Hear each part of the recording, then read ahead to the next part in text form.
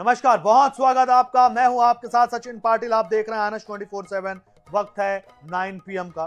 चलिए शुरुआत करते हैं खबरों की। भारत के प्रधानमंत्री नरेंद्र मोदी 2 दिवसीय इजराइल दौरे पर पहुंच चुके हैं। बेन गुरियन एयरपोर्ट पर गर्मजोशी के साथ प्रधानमंत्री नेतन्याहू और फर्स्ट लेडी सारा नेतन्याहू ने पीएम मोदी का स्वागत किया। 2017 के बाद पीएम मोदी का यह पहला इजराइल दौरा है। अपने दौरे के दौरान पीएम मोदी का नेतन्याहू इजराइल के राष्ट्रपति इसाक से मुलाकात, इजरायली संसद नेसेट को संबोधित करने और कई दूसरे प्रोग्राम में हिस्सा लेने का कार्यक्रम है। इसके अलावा दोनों देश के बीच रक्षा सहयोग, व्यापार, तकनीक और सुरक्षा को लेकर समझौते हो सकते हैं। तो देखिए, भारत और इजराइल की दोस्ती वैसे भी अटूट है। इजराइल भारत का टाइम टेस्टेड पार्टनर है।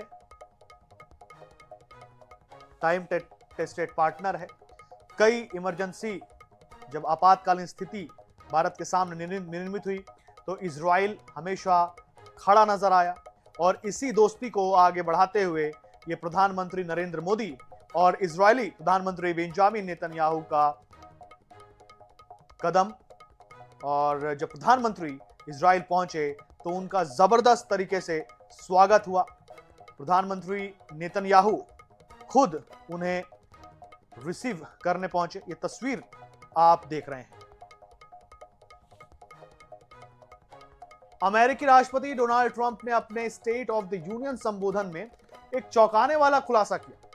ट्रंप ने कहा कि उन्होंने भारत के ऑपरेशन सिंदूर को रोककर पाकिस्तान के प्रधानमंत्री शहबाज शरीफ की जान बचाई। भारत के खिलाफ मई 2025 में 4 दिवसीय सैन्य संघर्ष के दौरान पाकिस्तान के बैकफुट पर होने का स्पष्ट संकेत देता है। डोनाल्ड ट्रंप ने अपने संबोधन में कहा कि अपने पहले 10 महीनों में कंबोडिया और थाईलैंड समेत मैंने 8 युद्ध रुकवाए। ये मजाक नहीं है। पाकिस्तान और भारत के बीच परमाणु युद्ध हो सकता था। शंकराचार्य स्वामी अविमुक्तेश्वर आनंद के खिलाफ बच्चों के यौन शोषण मामले में FIR दर्ज होने के बाद प्रयागराज पुलिस पिछले 3 दिन से वाराणसी में डेरा डाले हुए है। पुलिस उनसे पूछताछ कर सकती है, लेकिन अभी तक आश्रम नहीं पहुंची है। सूत्रों के मुताबिक प्रयागराज पुलिस फिलहाल शंकराचार्य से जुड़े सबूत जुटाने में लगी हुई है। मामला होमवर्क के बाद ही पुलिस शंकराचार्य उनके शिष्यों से पूछताछ करेगी। उधर बुधवार को शंकराचार्य ने एक बार फिर मीडिया से बात की। उन्होंने कहा, हिंदुत्व खतरे में है। जब केवल ड्रेस पहनकर लोग खुद को हिंदू बताने लगेंगे और बार बार हिंदू हिंदू कहेंगे तो हिंदू को खतरा होना स्वाभाविक है। हिंदुत्व को हिंदुओं के बीच घुस आए ऐसे लोगों से खतरा है जो वास्तव में हिंदू नहीं है, दिखावे के लिए खुद को हिंदू बताते हैं।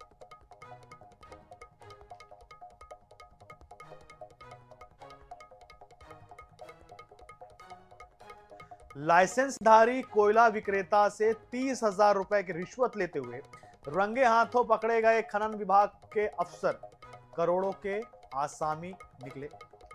उपनिदेशक देवव्रत महांती की गिरफ्तारी के बाद विजिलेंस की छापेमारी में चौंकाने वाला खुलासा हुआ है।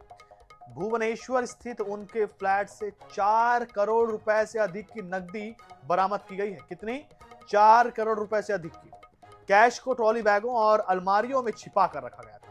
विजिलेंस अधिकारियों के अनुसार ये ओडिशा विजिलेंस के इतिहास की अब तक की सबसे बड़ी नगद बरामदगी मानी जा रही है। वहीं महांती के कार्यालय की दराज और उनके पास से 1,20,000 रुपए नगद जब्त किए गए।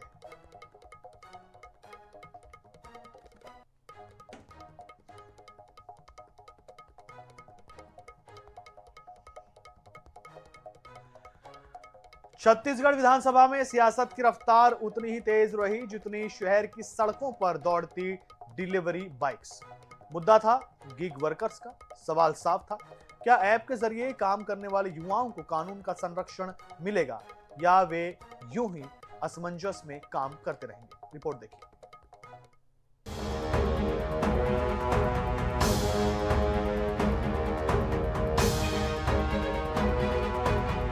मोबाइल के स्क्रीन पर बजती ऑर्डर की घंटी, समय से पहले डिलीवरी का दबाव, बारिश, धूप, कड़ाके की ठंड के बीच ट्रैफिक का सामना करती और दौड़ती जिंदगियां। ये वही युवा हैं जो स्विगी, जोमैटो, ब्लिंकिट और रैपिडो जैसी कंपनियों के लिए काम करते हैं। लेकिन सवाल ये है कि इनकी पहचान क्या है, कर्मचारी या सिर्फ पार्टनर? विधानसभा में एमएलए अजय चंद्राकर ने याद दिलाया, वे पहले भी आउटसोर्सिंग कंपनियों को लेकर सवाल उठा चुके हैं। उनका कहना है कि 2020 में सामाजिक सुरक्षा संहिता लागू हुई, लेकिन जमीनी नियम अब तक अधूरे हैं। तेज डिलीवरी के होड़ में हादसे हो रहे हैं, जिम्मेदारी तय नहीं है और कंपनियां मुनाफे के ग्राफ पर आगे बढ़ रही हैं। चंद्राकर ने राज्य सरकार से नियम बनाने की मांग भी की है। हालांकि श्रम मंत्री लखनलाल देवांगन ने जानकारी देते हुए बताया कि राज्य ने समिति बनाई थी, प्रक्रिया चल रही थी, लेकिन 4 नई श्रम संहिताओं के लागू होने के बाद अब राज्य की कार्रवाई केंद्र के अनुरूप होगी। मतलब राज्य के पाले में कुछ नहीं है। में गिग वर्कर्स कौन सी श्रेणी में आएंगे, संगठित में आएंगे कि असंगठित में आएंगे? 2020 जो अधिनियम का उल्लेख इसमें है प्रश्नोत्तरी में, मैं आपको बता दूं कि इसके अधिनियम बने हैं कि नहीं बने हैं, चूंकि उसका उल्लेख आपने किया है। अधिनियम नहीं बने हैं, उसी स्थिति में आप अनुकूलन करके क्या आप उस नियम के तहत अधिनियम के तहत नियम बनाएंगे क्या छत्तीसगढ़ के लिए? अभी गिग वर्कर्सों के लिए भारत सरकार ने 2020 में इसका नया अधिनियम में अभी 4 कोड किए हैं। उसमें नवीन सामाजिक सुरक्षा संहिता 2020 में उन्होंने लिया है और 2025 में इसको प्रभावशील किए हैं। अभी इसका नियम नहीं बना है। जैसे भारत सरकार का नियम बन जाएगा उसके बाद छत्तीसगढ़ में भी उस नियम को हम लोग पालन करेंगे, उनसे अनुसरण करेंगे। डिजिटल इंडिया की रफ्तार के बीच एक बड़ा सवाल ये है, क्या गिग वर्कर्स इकोनॉमी की नींव पर खड़े युवाओं को कानूनी सुरक्षा मिलेगी या फिर ऐप की हर नई नोटिफिकेशन के साथ उनका भविष्य भी अनिश्चित ही रहेगा? गौरव शर्मा, INS 24/7 रायपुर। छत्तीसगढ़ विधानसभा में प्रश्नकाल के दौरान गंदे पानी का मुद्दा गूंजा। भाजपा विधायक राजेश मुणत का गंदे पानी को लेकर गुस्सा फूट पड़ा। आखिर क्यों राजधानी रायपुर में गंदे पानी को लेकर सदन में राजेश मुणत भड़क गए? क्या है पूरा मामला, रिपोर्ट में देखिए।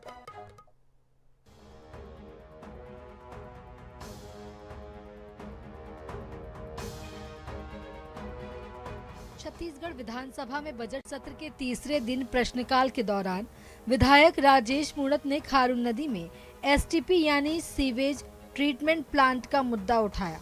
राजेश मुणत ने खारून नदी में गंदा पानी आने पर जमकर नाराजगी जताई। उन्होंने कहा कि खारून नदी रायपुर शहर की प्यास बुझाती है। मंत्री से लेकर अफसर और शहर के 20 लाख लोग इसी पानी को पीते हैं, फिर भी यहाँ STP का निर्माण नहीं हो पाया। मुणत के सवालों का जवाब देते हुए डिप्टी CM अरुण साव ने सदन में बताया कि इस विषय पर कमेटी बनी है, उसकी रिपोर्ट पर आगे कार्रवाई की जाएगी। इस पर राजेश मुणत ने कहा कि 3 महीने से मैं खुद अफसर के पीछे घूम रहा हूं। रायपुर के लोग गंदा पानी पी रहे हैं, क्या कागजों पर कमेटी बनाने से गंदे पानी से मुक्ति मिल जाएगी? सदन में खारून नदी के गंदे पानी को लेकर के सभी विधायकों ने चिंता जताई। इस दौरान मुख्यमंत्री ने कहा कि जल्द ही इस विषय पर फैसला लिया जाएगा। क्या खारून के अंदर STP का गंदा पानी मिल रहा है और इसकी रिस्पॉन्सिबिलिटी किसकी? यह रायपुर शहर की पूरी जनता को, मुख्यमंत्री से लेकर सभापति से लेकर पूरे मंत्रिमंडल खारून का पानी पीता है। और उस खारून के गंदे पानी और जिसने STP का निर्माण किया, जहां पर जगह ऑलरेडी सरकारी थी, 7 एकड़ जगह सरकारी होने के बाद में 8 किलोमीटर दूर जाकर के STP का निर्माण करना, किसने DPR बनाया, किसने स्थान का चिन्ह किया, और आज भी खारून के अंदर वो गंदा पानी मिल रहा है। ये किस रिस्पॉन्सिबिलिटी किस अधिकारी की है? क्या आप इसको सुनिश्चित करेंगे? इतना ही निवेदन है मेरा आपसे। राजधानी का विषय, मुख्य अभियंता की अध्यक्षता में एक कमेटी बनाई थी, कमेटी ने परीक्षण कर लिया है। परीक्षण करके अरे माननीय 3 महीने से मैं खुद घूम लिया, आपका कमिश्नर से लेकर सब घूम के आ गए, और रायपुर की जनता को गंदा पानी मिल रहा है। उससे बड़ा और क्या कह सकता हूं मैं आपको? यही तो विकसित भारत है। आपकी गंभीरता से हम गंदा पानी को रोकेंगे क्या? और इसीलिए हमने कमेटी बना ली है। नगर निगम में जैसे ही प्रस्ताव। छत्तीसगढ़ की प्रमुख नदियों का पानी साफ रहे, इस दिशा में लगातार प्रयास किए जा रहे हैं, लेकिन राजधानी को जल प्रदाय करने वाली खारून नदी में आज तक एसटीपी नहीं बन पाया। यही वजह है कि इसकी चिंता सदन में भी नजर आई। अब यह देखना होगा कि सदन में गूंज सुनाई देने के बाद धरातल पर इसका क्या असर होता है। गौरव शर्मा, INS 24/7, रायपुर। छत्तीसगढ़ विधानसभा में ध्यान आकर्षण के दौरान प्रदेश में नशे की अवैध बिक्री का मुद्दा गूंजा। पूर्व मंत्री और भाजपा विधायक अजय चंद्राकर ने यह मुद्दा उठाया। इस दौरान सदन में गर्मा गर्मी और बहस देखने को मिली। नशे को लेकर क्यों गरमाई सियासत, क्या है पूरा मामला, रिपोर्ट में देखिए।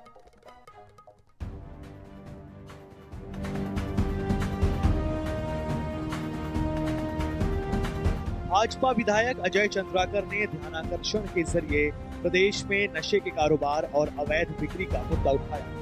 अजय चंद्राकर ने कहा कि छत्तीसगढ़ में नशा माफियाओं का बोलबाला चल रहा है। पहले कांग्रेस सरकार में हर जगह 5 मिनट में नशा उपलब्ध था। आज की स्थिति भी भयावह है। जवाब में गृह मंत्री ने कहा कि हम लगातार कार्रवाई कर रहे हैं। प्रदेश में पुलिस लगातार सजगता से कार्रवाई कर रही है।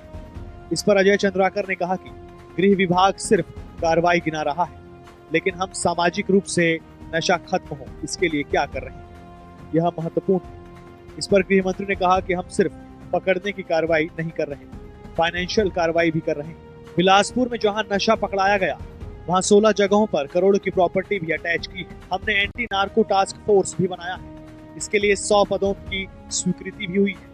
रायपुर, बिलासपुर, बस्तर, सरगुजा, नांदगांव सहित अन्य जिलों में भी एंटी टास्क फोर्स काम कर रही है। भाजपा विधायक सुशांत शुक्ला, राजेश मुनर सहित कुछ अन्य भाजपा और कांग्रेस के विधायकों ने इस मुद्दे पर गृह मंत्री से सवाल किए कि जिस प्रकार से नशे के गिरफ्त में खास करके जो युवा चपेट में आ रहे हैं और उसको लेकर के कैसे उसके ऊपर नियंत्रण किया जाए, युवाओं को नशे से कैसे दूर रखा जाए और जिस प्रकार से गिरोह काम कर रहे हैं उसके ऊपर नियंत्रण कैसे किया जाए, निश्चित रूप से आने वाले समय में उसका एक गंभीर परिणाम भुगतना पड़ेगा।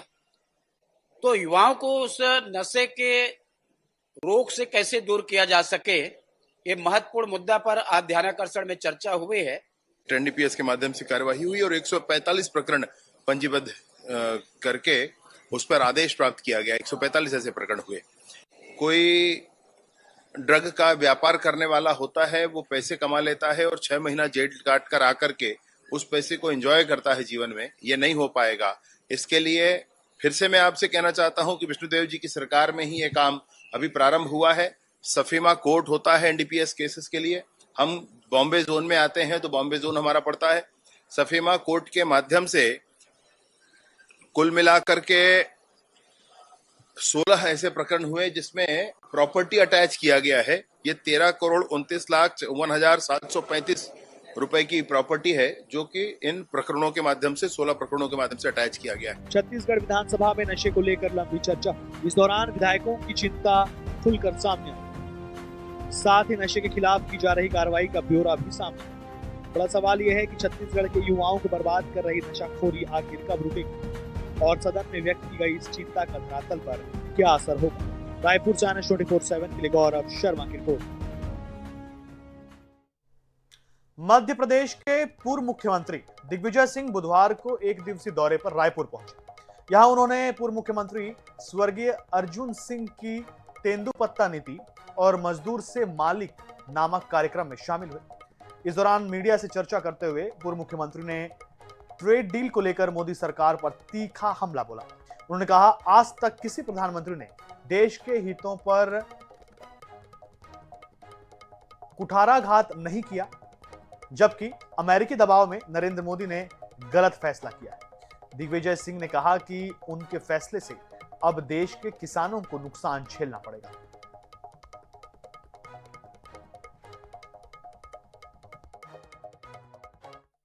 2014 से लेकर आज तक मोदी जी की सरकार है।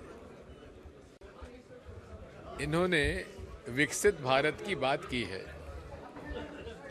लेकिन विकसित भारत के साथ जो सार्वभौम हमारा व्यक्तित्व है भारत का, उसके साथ समझौता हो रहा है। किसानों का हित के साथ कुठाराघात हुआ है। अब यूएसए में जो मक्का पैदा होगी वो यहाँ भेजी जाएगी, कपास यहाँ भेजा जाएगा, सोयाबीन वहाँ पैदा होगा यहाँ भेजा जाएगा। तो यहाँ के किसानों के उपज का भाव कम होगा कि नहीं होगा? आपका आधार कार्ड, आपका बैंक अकाउंट, सारी की सारी जानकारी डेटा में मौजूद है। और अब उसको कौन देख सकता है? अमेरिका देख सकता है। इस प्रकार से जो समझौते हुए हैं पूरी तरीके से देश के जो इंटरेस्ट हैं उनको बेचा जा रहा है। छत्तीसगढ़ विधानसभा में राज्यपाल के अभिभाषण पर बुधवार को चर्चा हुई। कृतज्ञता ज्ञापन प्रस्ताव पर हुई चर्चा के दौरान मुख्यमंत्री विष्णुदेव साय ने कांग्रेस पर तीखा हमला बोला। इसे लेकर संसदीय कार्य मंत्री केदार कश्यप ने आईएनएच न्यूज से खास बातचीत की। मंत्री कश्यप ने कहा कि कांग्रेस के कार्यकाल में ऐसा कोई क्षेत्र नहीं था जहां भ्रष्टाचार नहीं हुआ हो। केदार कश्यप ने कहा, कुछ लोग बस्तर में अराजकता फैलाना चाहते हैं। बस्तर किसी के हाथों नहीं जाएगा। बस्तर का जल, जंगल, जमीन सुरक्षित रहेगा।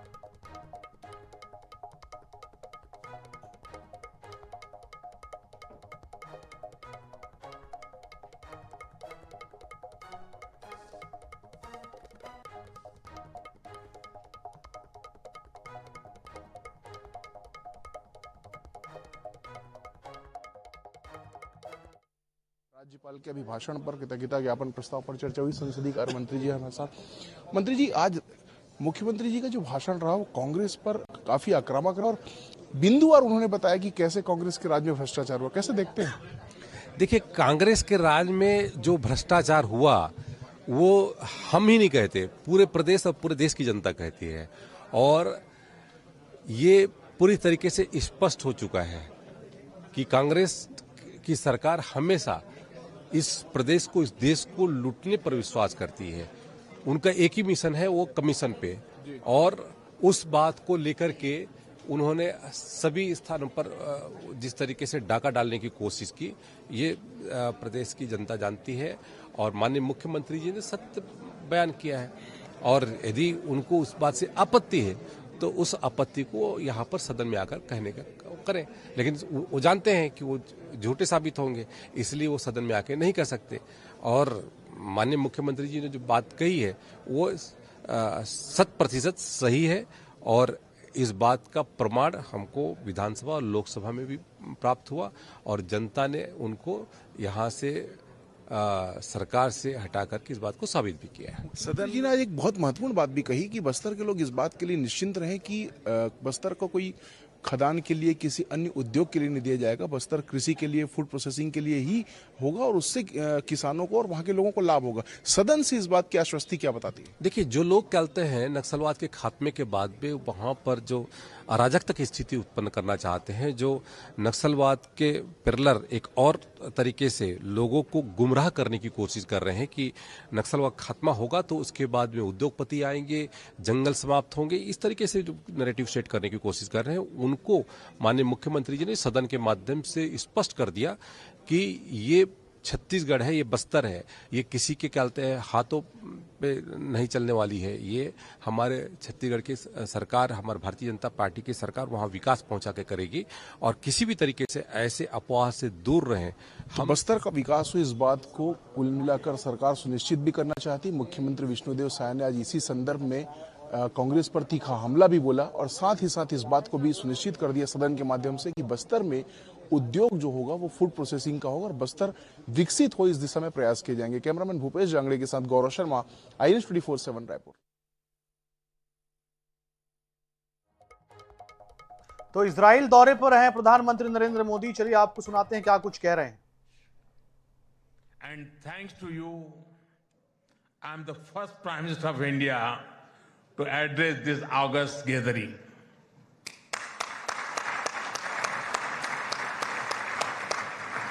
Nine years ago, I had the good fortune to be the first Prime Minister of India to visit Israel. And I'm very happy to be here again, returning to a land to which I have always felt drawn. After all, I was born on the same day that India formally recognized Israel, September 17, 1950.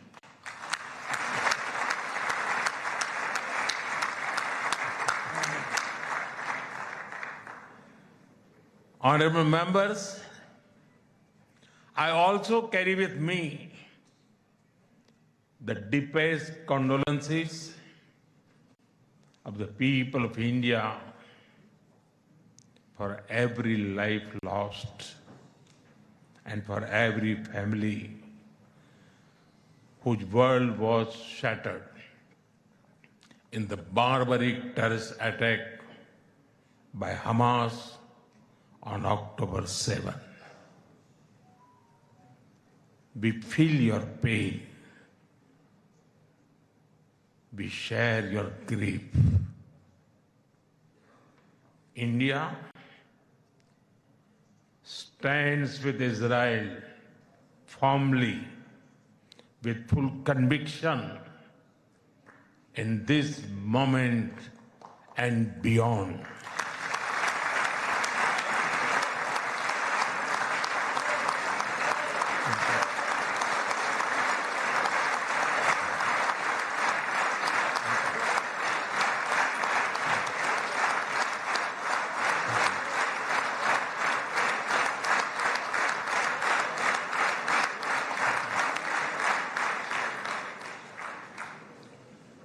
No cause can justify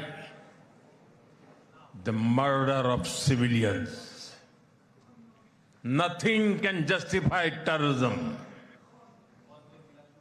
India has also endured the pain of terrorism for a long time.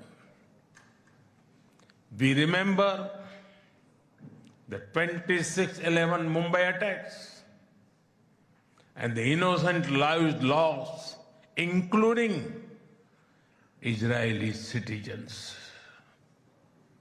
Like you, we have consistent and uncompromising policy of zero tolerance for terrorism with no double standards. Terrorism aims to destabilize societies, to block development, and to erode trust. Countering terrorism requires sustained and coordinated global action because terror anywhere threatens peace everywhere. That is why India supports all efforts that contribute to durable peace and regional stability. Some years ago, when you concluded the Abraham Accords, we applauded your courage and vision. It was a moment of new hope for a long troubled region.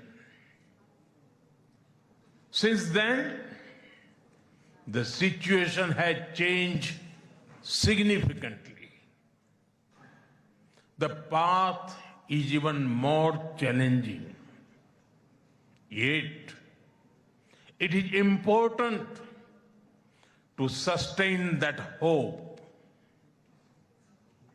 The Gaza Peace Initiative